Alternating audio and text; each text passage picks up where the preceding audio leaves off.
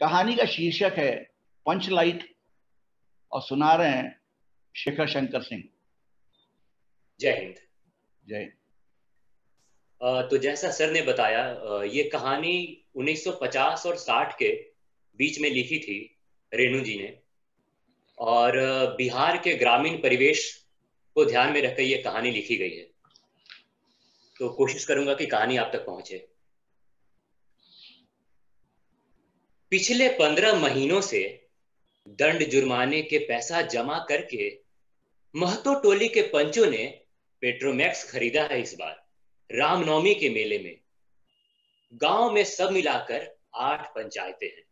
हर एक जाति की अलग अलग सभा चट्टी है। सभी पंचायतों में दरी, जाजिम, सतरंजी और पेट्रोमैक्स है। पेट्रोमैक्स जिसे गांव वाले पंचलाइट कहते हैं और कभी कभी पंचलेट भी कह देते हैं।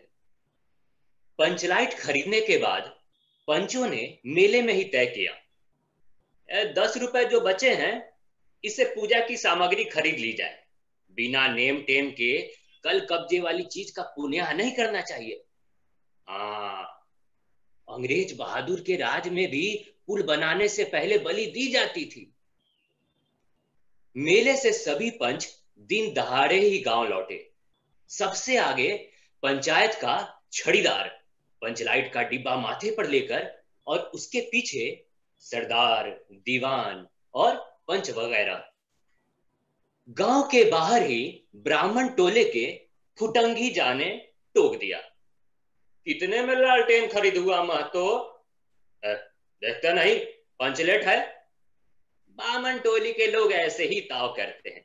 अपने घर की डिबरी को भी बिजली बत्ती कहेंगे और दूसरों के पंचलेट को लालटेन। टोले भर के लोग जमा हो गए। औरत, मर्द, बूढ़े, बच्चे सभी कामकाज छोड़कर दौड़े चले आए। चल रे चल, अरे अपना पंचलेट आया है, पंचलेट। छड़ीदार अगनू महतो रह रह कर लोगों को चेतावनी देने लगा। हाँ, दूर से हट हट हट हट, जरा दूर से, अरे छूचा मत करो, ठेस न लगे। सरदार ने अपनी स्त्री से कहा, सांझ को पूजा होगी, जल्दी से नहा धोआ कर चौकी पीठी लगाओ। टोले की कीर्तन मंडली के मुलगैन यानी कि मुख्य गवैया ने अपने भगतिया पच्छकों यानी कि चेला चपाटी को समझा कर कहा, देखो आज पंचलेट की रोशनी में कीर्तन होगा। अब बेताले लोगों से पहले ही कह देता हूं, आज यदि आखड़ धरने में 1.5 बेड हुआ तो दूसरे दिन से एकदम बाइकाट। औरतों की मंडली में गुलरी काकी गोसाई का गीत गुनगुनाने लगी। छोटे छोटे बच्चों ने उत्साह के मारे बेवजह शोरगुल मचाना शुरू कर दिया। सूरज डूबने के 1 घंटा पहले से ही टोले भर के लोग सरदार के दरवाजे पर आकर जमा हो गए। पंचलेट पंचलेट पंचलेट पंचलेट पंचलेट। पंचलेट के सिवा और कोई गप नहीं, कोई दूसरी बात नहीं। सरदार ने गुड़गुड़ी पीते हुए कहा, दुकानदार ने पहले सुनाया, पूरे 5 कौड़ी 5 रुपया।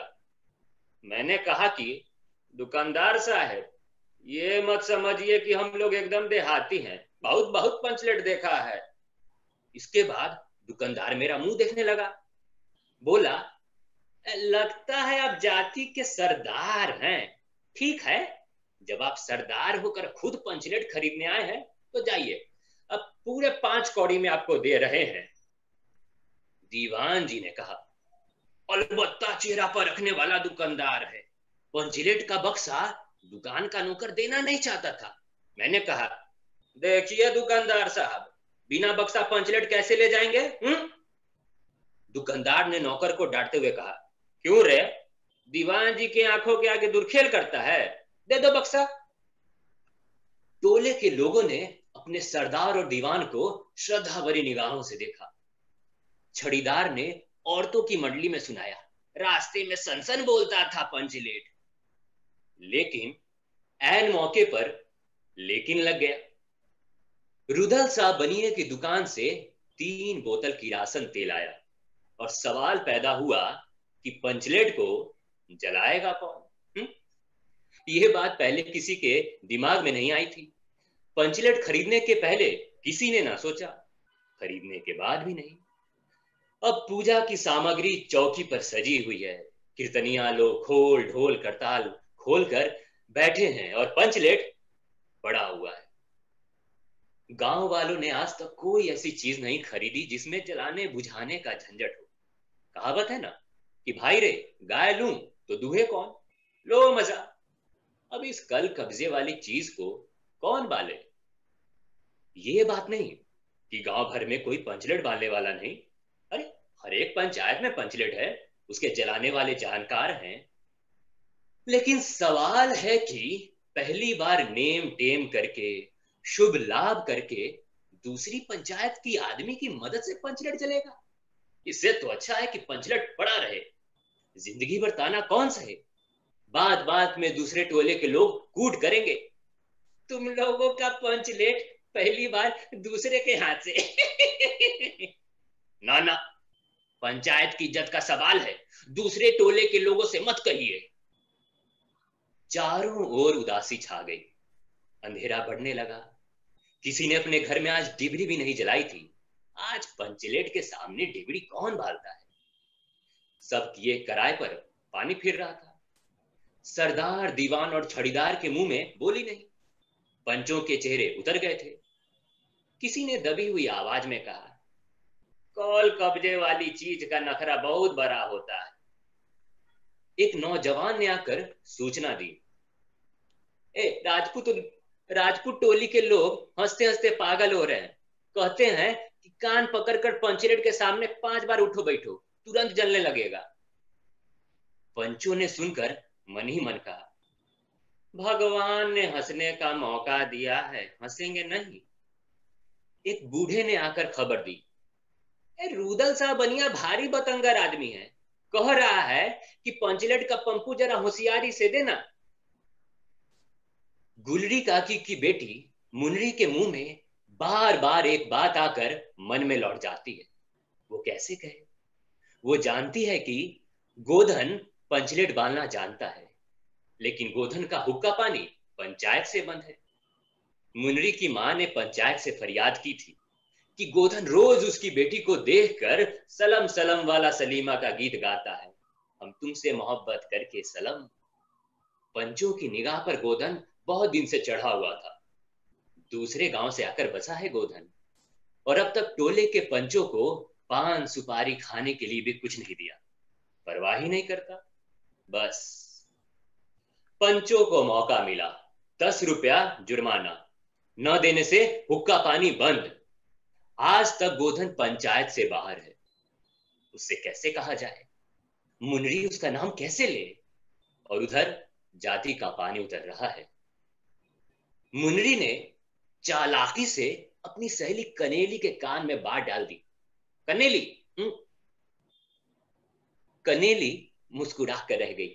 ए, गोधन तो बंद है। मुनरी बोली, ए, तू कह तो सरदार से। गोधन जानता है पंचलेट बांधना। कनेली बोली, कौन? गोधन जानता है बालना। लेकिन सरदार ने दीवान की ओर देखा और दीवान ने पंचों की ओर। पंचों ने एकमत होकर हुक्का पानी बंद किया है। सलीमा का गीत गाकर आंख का इशारा मारने वाले गोधन से गांव भर के लोग नाराज थे। सरदार ने कहा, जाति की बंदिश ही क्या, जब जाति की इज्जत ही पानी में जा रही है। क्यों जी दीवान? दीवान ने कहा, हाँ हाँ ठीक है। पंचों ने भी एक स्वर में कहा, ठीक है, गोधन को खोल दिया जाए। सरदार ने छड़ीदार को भेजा। छड़ीदार वापस आकर बोला, गोधन आने को राजी नहीं हो रहा है, कहता है कि पंचों की क्या प्रतीत है, कोई कल कब्जा बिगड़ गया तो मुझे दंड जुर्माना भरना पड़ेगा। छड़ीदार ने रोनी सूरत बनाकर कहा, किसी तरह गोधन को राजी करवाइए, नहीं तो कल से गांव में मुंह दिखाना मुश्किल हो जाएगा। गुलरी काकी बोली, जरा मैं देखूं कह के। गुलरी काकी उठकर गोधन के झोंपड़े की ओर गई और गोधन को मना लाई। सभी के चेहरे पर नई आशा की रोशनी चमकी। गोधन चुपचाप पंचलेट में तेल भरने लगा सरदार की स्त्री ने पूजा की सामग्री के पास चक्कर काटती हुई बिल्ली को भगाया। कीर्तन मंडली का मुलगैन मुरछैल के बालों को संवारने लगा। गोधन ने पूछा, स्पिरिट कहाँ है? बिना स्पिरिट के कैसे चलेगा? लो मजा। अब ये दूसरा बखेड़ा खड़ा हुआ। सभी ने मन ही मन सरदार, दीवान और पंचों की बुद्धि पर अविश्वास प्रकट किया। बिना बूझे समझे काम करते हैं ये लोग। उपस्थित जनसमूह में फिर मायूसी छा गई। लेकिन गोधन बड़ा होशियार लड़का है, बिना स्पिरिट के ही पंचलेट जलाएगा। थोड़ा गरी का तेल ला दो। मुनरी दौड़ कर गई और एक मलसी गरी का तेल लेकर आई। गोधन पंचलेट में पंप देने लगा। पंचलेट की रेशमी थैली में धीरे धीरे रोशनी आने लगी। गोधन कभी मुंह से फूंकता, कभी पंचलेट की चाबी घुमाता। थोड़ी देर के बाद पंचलेट से सनसनाहट की आवाज आने लगी और रोशनी बढ़ती गई।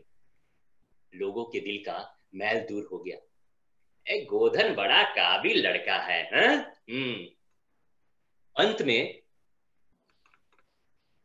पंचलाइट की रोशनी से सारी टोली जगमगा उठी। तो कीर्तनिया लोगों ने एक स्वर में महावीर स्वामी की जय ध्वनि के साथ कीर्तन शुरू कर दिया। पंचलाइट की रोशनी में सभी के मुस्कुराते हुए चेहरे स्पष्ट हो गए। गोधन ने सबका दिल जीत लिया। मुनरी ने हसरत भरी निगाह से गोधन की ओर देखा। आंखें चार हुई और आंखों ही आंखों में बातें हुई। कहा सुना माफ करना, मेरा क्या कसूर? सरदार ने गोधन को प्यार से पास बुलाकर कहा, तुमने जाति की इज्जत रखी है, तुम्हारा साथ खून माफ। खूब गाओ सलीमा का गाना। गुलरी काकी बोली, आज रात मेरे घर खाना है ना गोधन? गोधन ने एक बार फिर मुनरी की ओर देखा। मुनरी की पलकें झुक गई। कीर्तनिया लोगों ने एक कीर्तन समाप्त कर जय ध्वनि की। जय हो, जय हो। पंचलैट के प्रकाश में पेड़ पौधों का पत्ता पत्ता पुलकित हो रहा। तो ये थी फणीश्वरनाथ रेणु की कहानी पंच लाइट।